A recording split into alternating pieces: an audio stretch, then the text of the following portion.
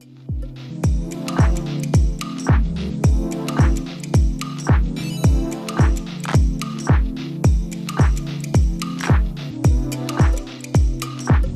you think that companies are moving more slowly today, or do you think that they're just more selective? I don't think these companies feel the sense of urgency that they once felt. What do you think the most common mistake is that you see companies making when they're trying to secure or retain top talent? You need to really sell your company. If you have somebody really fantastic in front of you, you need to give that candidate a reason why they want to go work for you instead of some of these other companies. And I think also a lot of feedback that I actually hear from the candidates is that they go on these interviews and they feel like the client's too busy. As a recruiter, I want to know the truth. Like, can you live without this job? Should we keep going? Or is this the job that I should be pushing for that you really want? Finding a job or hiring someone, it's very similar to dating. When you know, and it's hard to then go back and get comparisons, that person's going to be off the market. I think it's harder than what we do. You know, if you're dating somebody, I don't know that you need to panic they're getting married a week later. Right. Welcome to Recruiting Office Hours. I'm Susan Levine, and I'm the CEO of Career Group Companies. I'm Emily Levine. I've been with Career Group for 15 years. I'm an EVP here, and I focus on full-time direct hire placement. In the market today, we're often asked this question by leading companies that in spite of the fact that they're such a great firm and they have these great people, they want to understand why they're losing good people and still having such an excellent reputation in the market. I think first and foremost, there's just so much competition right now and like emerging new industries. It's hard to retain good talent. And so I think even the best companies in the world are finding themselves in a situation where they feel vulnerable that their employees might be leaving. And I think the hardest part for them is that they really don't necessarily see it coming.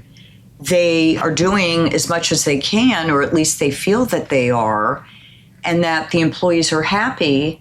And then all of a sudden somebody's walking into HR and giving their notice. Yeah, I think that can happen. I think also during the interview process, we're seeing a lot of companies and clients becoming surprised when their favorite candidate is turning down their offer, taking something else, or going in another direction. So that's something that I would caution companies and our clients, that you could be doing everything right, but there just might be a reason that a candidate's going with another offer that comes up. Yeah, and you don't know what this other company has offered them that your firm hasn't been able to offer to them. Totally. Or the interview process is too long, or it's too drawn out, or there's a connection at the other company where it just like feels like a better fit. So some of the questions that we've been getting are, at what point in the hiring process do companies lose the most momentum? What would you say? I would say that obviously setting up a Zoom and setting up an interview initially can move pretty quickly. Mm-hmm. But once a client has identified somebody they like, I don't think they really understand that there could be 4 other things that somebody's interviewing for. Totally. And they need to keep the momentum going. Yep. So continue the process in the most efficient way, not to lose the candidate and allow these other firms to get in there. Exactly. And I think also, like you said, in the beginning, when you're setting up an initial Zoom, like that tends to move quite quickly. But then when you're sending somebody on their second or third round interview and there's more people for them to meet, then the scheduling can become a little bit more difficult. And if somebody's traveling or, the process gets pushed off too long, then candidates lose interest or they get farther along in other opportunities. So that's something that I think comes up a lot, especially over the summer. Like when people are on summer vacation or traveling, it can definitely stall the process. And also, candidates have to get back to the other companies where they're interviewing. And if those processes started first, the client could feel like they're under pressure to make a decision and they're not ready to. They need to see more candidates, even though they already like the first 2 candidates they saw. Totally. Emily, we both see our own set of candidates on a daily basis, and the same for clients. What are you finding is about the average amount of time that it's taking for someone to get from the beginning of the process to an offer? I think it depends on the level of candidate that they're interviewing. For me, at least, in my experience, it's dependent upon the position. And if the role's open because somebody resigned and there's a 2-week notice, oftentimes clients want that person to start within 2 weeks. So there'd be a cross-training period. I'd say for other positions that are sort of a nice to have or replacing someone sort of with a more long-term strategy, the interview process, in my opinion, should take no longer than a month. But again, I find that C-level positions are taking 4 months to complete. So how do you hold the candidate's interest so that they don't want to interview somewhere else and take a job when you've already explained to them this client loves you and they move slowly, but you're probably the right person for them? I think that's part of sort of the art of what we do is having to manage the process and talk to the candidates, the clients. I try to increase the touch points as often as I can to make sure that I'm constantly in touch with the candidate, with the client, to make sure that timing aligns and that there's no surprises. So constantly checking in, asking for updates, giving the candidate updates of where the client is at with their timing, if there's a delay, what that delay might. And the delay doesn't mean that the client's not interested. No, totally. Sometimes somebody says, I'm concerned they've lost interest in me. So I think we do manage that by saying the fact that it's lagging is in no way suggesting that you are not still their number one choice. Exactly. I think before you go to market, before you go to search, before you go to a recruiting firm, it's really important that upper management is aligned on what this role is and has a game plan of the strategy of where this role is going. Right. All too often, I see companies talking to us about exactly what they need. We go to market, we interview candidates, we present a panel of people, they go through the interview process, and it's only after the second or third round that they then shift gears and say, you know what? We actually have decided that we're going to pivot the role, and now this is the focus. Well, they're flushing out what they thought they wanted and needed. Like in real time. Exactly. For the reality of, sorry to put you guys through this. For the but candidate. We've all gotten together and we realize we need a completely different profile. Totally.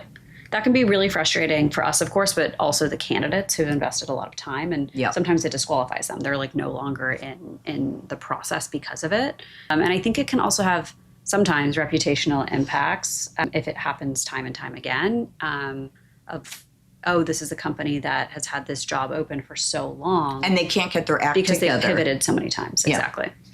I think it would be a good idea for us to kind of talk about the hiring process itself. What would you say that candidates are reacting to right now that companies might not realize? So in other words, what are they sort of seeing in the interview process that doesn't speak to them? Well, I think that there's two things here. There's a candidate that's unemployed, that's going in to interview, who is in a completely different mindset and more, I think, adaptable and flexible because they're without a job right now.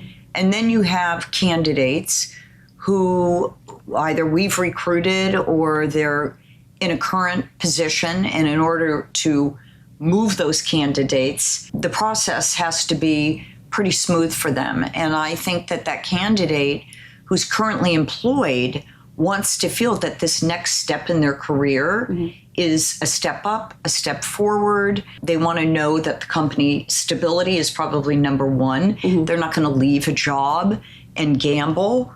But culture plays a huge role in where somebody wants to go. Right. And I think practicality too, in terms of making sure that something's a fit for the long haul, whether it's the commute, whether it's the hours, making sure that everybody's upfront about what their needs are. And I think ultimately the candidate interview process is the courting process. So if that doesn't feel good, I think people get spooked and can pull out of processes if Definitely. They're just not feeling the love back. And it's hard, by the way. It's hard to turn those vibes back once somebody goes in and they're met with whether it's human resources or an executive, and they don't leave feeling sort of warm and fuzzy or accepted. There's nothing really to talk about after that because it's not the right culture fit. It's the first impression. Yeah. It just didn't go as planned. And I think also a lot of feedback that I actually hear from the candidates is that they go on these interviews and they feel like the client's too busy. Yeah. So they've been invited into an office and the client is preoccupied. They're leaving candidates waiting in the lobby for 20, 30, 40 minutes. And obviously emergencies come up, but there's a lack of communication and it just makes the candidate feel like their time isn't valuable. So, yeah. And also today, something we should talk about is usually the first step is the Zoom. yep. It can go either way. Mm-hmm. You can have a Zoom call where you really feel a connection with the candidate and the future employer, and then you come in for that interview and it still doesn't necessarily translate into that candidate wanting the job. Or you can have a Zoom where it's just off. Mm-hmm. And it's very difficult sometimes to feel the chemistry, obviously, when you're Zooming versus in person, to get that feeling of the vibe of the person interviewing you and just the overall feeling of the culture. Totally. And I think sometimes Zooms they're great in the sense that it can speed up a process. The scheduling's easier. You don't have to take up as much time in your day to go on the interview.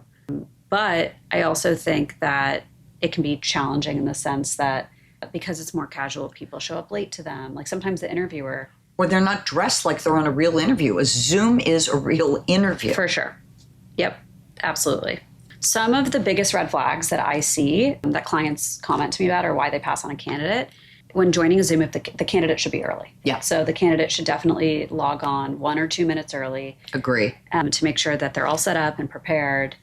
I usually encourage either a blurred background or just sitting up against a blank colored wall. Right. So there's nothing distracting in the background. If you're at home, I think some of the most important things to do to prepare for your Zoom is make sure that you're in a quiet environment. If you have family members around, if you have pets, make sure that you are in a quiet space where you're not going to be distracted.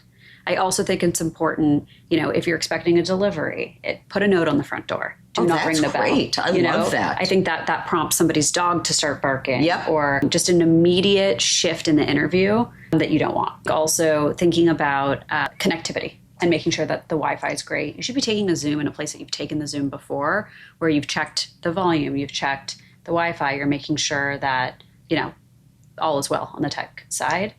But at the same time, sometimes you're in a moment where you have to escape and go, into your car to do a Zoom. And I think that's perfectly acceptable too. We'll tell that to the client. Yeah, you give the client a heads up. Yeah.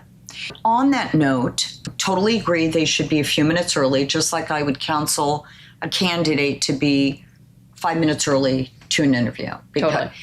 Lots of things can happen. Agree about the connectivity. So many people, 10 minutes later, they're not on and they say, I'm so sorry, I had a glitch with my computer.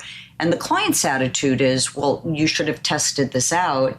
100%. You're still late for the interview. I'm going to say a few things that I've noticed personally for people that I'm interviewing, and I hear it from clients quite often, is the lack of looking the client straight in the eye. I know, it's so hard though to know where to look in the camera. And so that I think straight ahead. Yeah. I think straight ahead. And I also think it's a nice icebreaker to say to the client, I just want to make sure on your end that you're seeing. How's our connection? Yeah. Like, am I making that eye contact with you? Right. I think that sometimes candidates don't understand that the client can see everything on that Zoom. Totally. So if you're looking down at your phone, even for 1 second, or recently I had a client who said, I would never hire this person because I asked them a very simple, easy question, and they didn't realize I could see the reflection in their computer, and they were putting it into ChatGPT Right. to answer the most basic questions. So I feel, guys, it's hard to outsmart somebody that's interviewing you, and you don't need to be perfect. You just need to be prepared. Totally. Ask yourself, what could go wrong that would throw off this Zoom? I have a question for you. What are your thoughts on AirPods on an interview? I think it depends on the kind of firm you're interviewing with. Okay. I think if you are interviewing with a firm that's creative, not quite as buttoned up, I think it's great. And I think that that's probably what their culture is. Okay. And they would really appreciate it. I think if you are interviewing more with a conservative, old school company, that might bother them. Why? No clue. Right. But for the Zoom, I just wouldn't want to offend anybody. So I'd probably err on the side of just playing it straight unless it's a very cool creative firm. Okay, cool. I've seen candidates wearing them, not wearing them. It never bothers me, but I always have candidates ask me, do you think it's appropriate if I wear it on the interview? It makes the sound better on my laptop. What do you think about, though, a candidate saying to the client, would it bother you if I put in earpods? Or calling out, hey, I'm wearing my earphones. I'm wearing them because there's an echo. Yeah. Something like that. Yeah.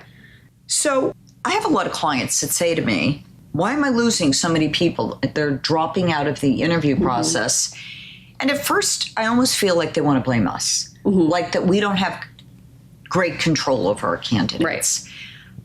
I don't feel that that's the case at all. I feel that we always tell our candidates about the clients, what their needs are, always try to tell them what the timeline is. I have clients that hire very quickly. I have clients that take a long time. They're going to go there 5 times. Be prepared that the executives are traveling. I understand we have worked on searches where 4 times we've tried to fill the same job and people are dropping out. They're not dropping out because they're not interested in that company as much as that client is taking too long. Right.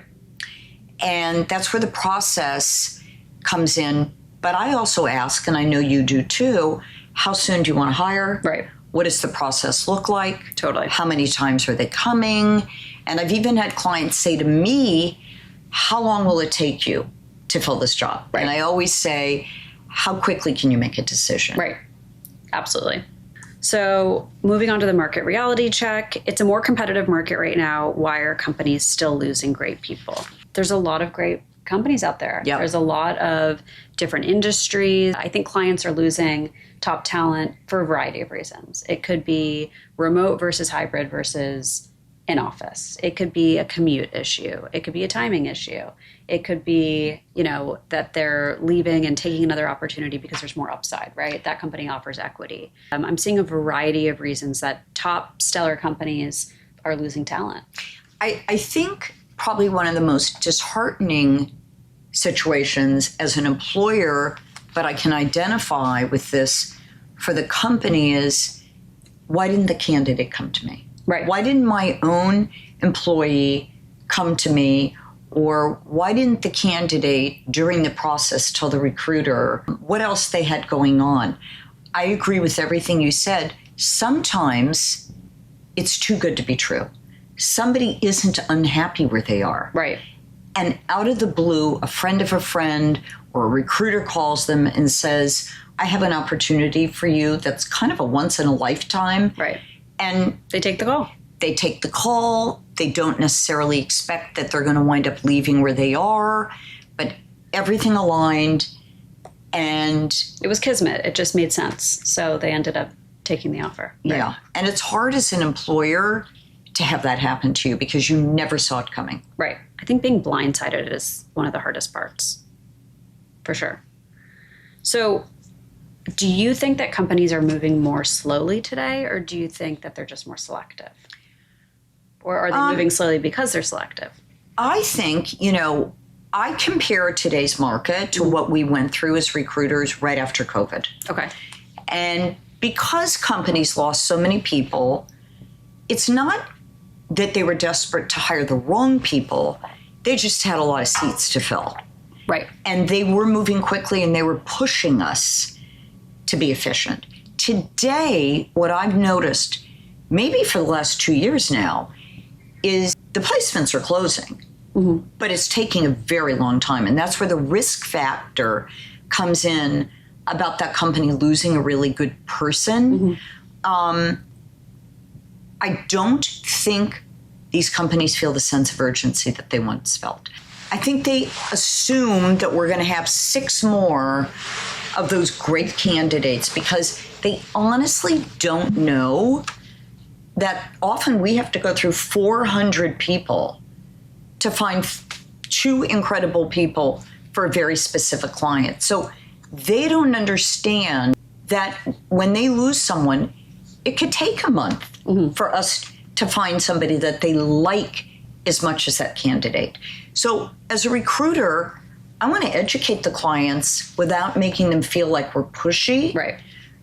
Go as quickly as you can if you have found the right person. The word I always use is move swiftly. Yeah. Don't rush, but move swiftly. And I think the hardest part for me as a recruiter in this process can be we deliver a rock star and everything aligns, even the feeling of this person's amazing, but who else do you have? And I think it's really hard because oftentimes there's not 3 or 4 of these rock stars floating around in a super niche role at the same time. And that rock star, while they're asking us to go back into the market, they're also interviewing elsewhere. Just please get a comparison. They're interviewing at 3 other companies, and those companies are willing to move as quickly as possible to make them an offer. Totally. It's a balancing act. It is a balancing act. And I always say that finding a job or hiring someone, it's very similar to dating. Yeah. Like when you know, and it's hard to then go back and get comparisons, that person's going to be off the market.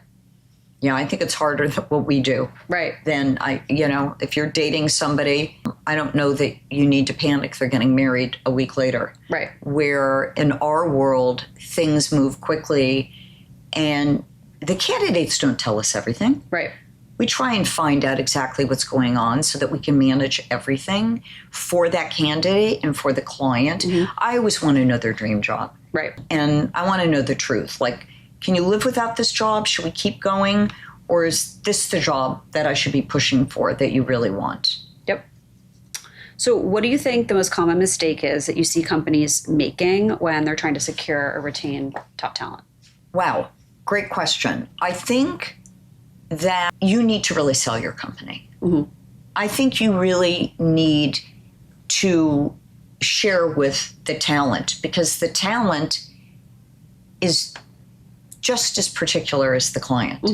It isn't a time where people are desperate for a job. So if you have somebody really fantastic in front of you, you need to give that candidate a reason why they want to go work for you instead of some of these other companies. I think you have to sell your company. I think you have to sell your culture. I do think both parties have to be aligned in their values. We can talk about that. That's so important. People today want to feel that they're working for a company that's mission driven. Yep.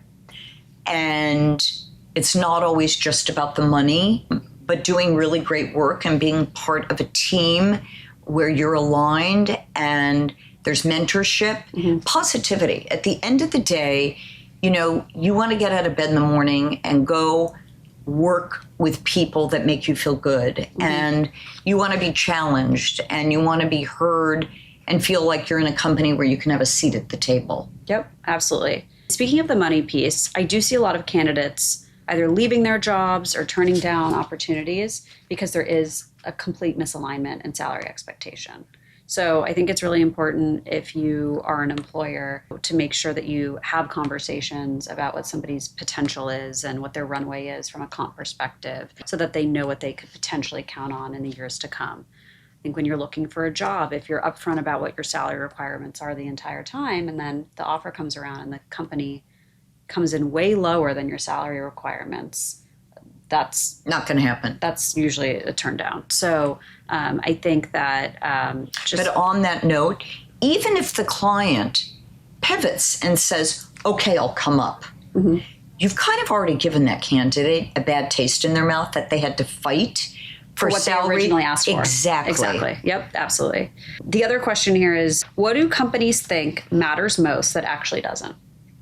Well, I always say it's not about one size fits all. Right. I bet you that you could do a survey and talk to 10 companies and they'd have 10 different reasons or answers as to what should matter to a candidate, what matters to them it's different for everybody. Totally. I agree. Money could be the number one motivating factor for somebody who, could be a single parent and be the sole breadwinner and need money and incredible benefits. For somebody else, it could be culture. Flexibility, hours, a great relationship with their boss. Yeah.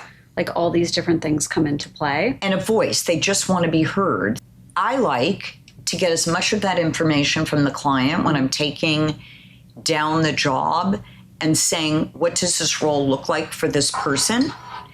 And then say to candidates, what's the ideal role for you? And kind of that's how I match the two where they're aligned. Right. That makes sense. I think also companies don't think enough about their reputation and turnover. Right. So I think there's a lot of time where I'm talking to candidates and I'm asking them, well, did you ask them why the job is open? Do you want to know why the job is open? If they're talking to me about another opportunity that they're exploring, I always urge somebody to find out how many people have been in this seat in the last 5 years. Well, we have clients where in a year there's been 12 people. Right. And is there something wrong with that company? They're disorganized. They're a great firm. They don't have the right leadership helping them, one, internally stabilize, and two, They're clearly hiring the wrong people. I was just going to say I always say, I said it today, you can't be the kind of candidate that needs guardrails up all the time in a firm that's super creative and like the Wild Wild West. Right. You've got to roll up your sleeves. You have to look at this almost like a startup and be willing to do whatever it takes. And if you're not that person, it's okay. Right. We'll find you at... Then it's misalignment. But right? we shouldn't be pushing those people, even if they're good at the job. They don't belong in that kind of a company. Right. And then we've been talking a lot about hiring. Yeah. But for companies that already, have their employees, where are they falling short, in your opinion, of keeping the people happy? Like, where do you think companies aren't really investing in or paying enough attention to? Well, not to make this about us, but I think we have a very high retention rate here. Yeah. And it's because we're so invested in our people. We're friends with so many of the people that work here. We're obviously across the country, but it comes down to rapport, caring about your people. You can't fake that. I mean, if you really appreciate the work and value the work that's being done in your firm, and it goes a long way to take the time to say to somebody, I just want you to know you're doing an incredible job.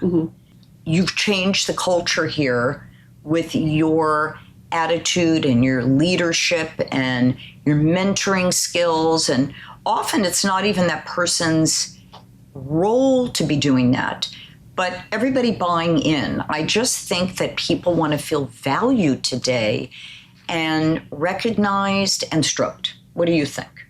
I agree. And I also want to go back to what you always say is that people don't leave their companies, they leave their bosses. Yeah. And so I think having that really strong relationship between employee and boss is paramount.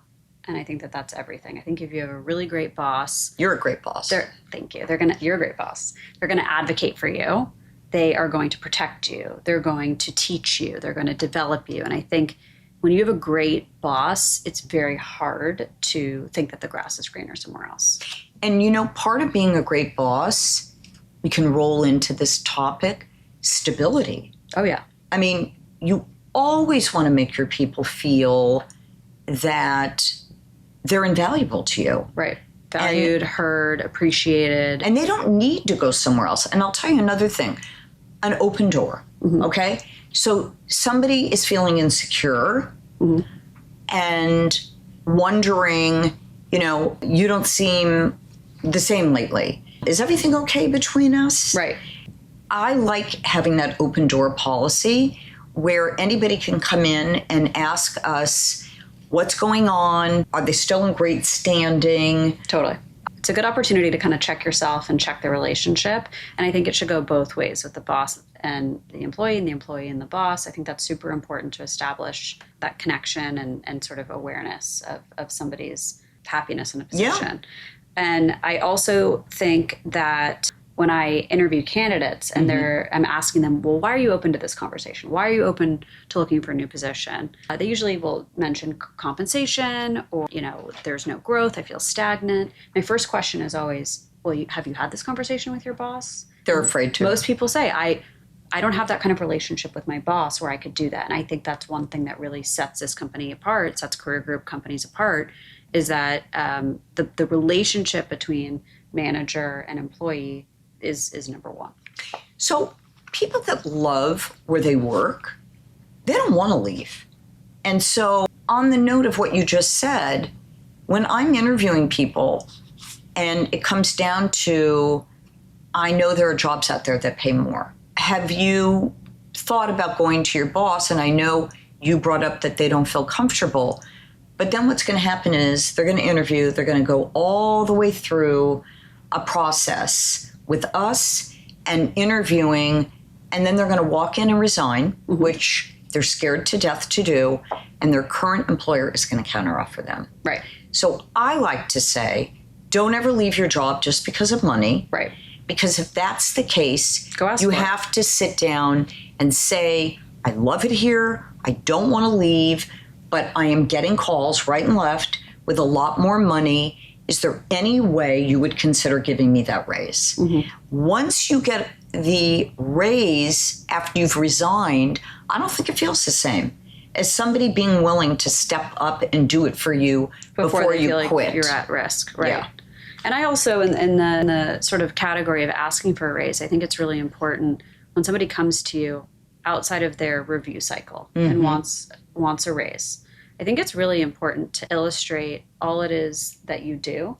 Yeah. And really list out every bullet point that could even go on a resume of what you do and know what you're asking for. I think it's really and why you important, deserve it. for sure. Whether you have saved the company money in certain areas, showing those savings and saying, when I took over this initiative, this is how it helped the company grow. Like really showing the value that you've added on a granular basis. I think that's important. And I also think once somebody comes to you and is on that off cycle, if they're super valuable to you, I think you have to highly consider it because what it tells you, it's on their mind. It's on their mind, and they value their job and their relationship with you enough to come right out and ask. Yeah, I like look for a job behind your back. I love transparency. Yeah, of course. Me too. Okay, so what do you think strong leaders in an office do differently than mediocre ones? Oh, I love that question. Or what do the best managers do? Communicators, approachable, right? Truly caring about their employees, and the employees feel it. You can't fake that. Right. Making the time to listen to people, and just as busy as you are, calling someone into your office to say, how are you doing? What's new with you? Right. I want to say, I wanted to jump in on one of our last topics. I always say employers are people too. I think that employees forget that if you're a CEO, a president, a manager, there's things going on in your life too. Right. And you're not sharing it with your team. And so if an employer seems off, sometimes, most of the time, I bet, it has nothing to do with how they feel towards that individual. Right. It's that they're going through things in their own lives that are impacting them, where they're private and they're not sharing it with anybody in their company. But good leadership is making people feel important, valued, a seat at the table, communicative. Also asking your employees, what can I be doing, or what can we be doing as an organization to keep you motivated, challenged, happy, loving your job here. Yeah.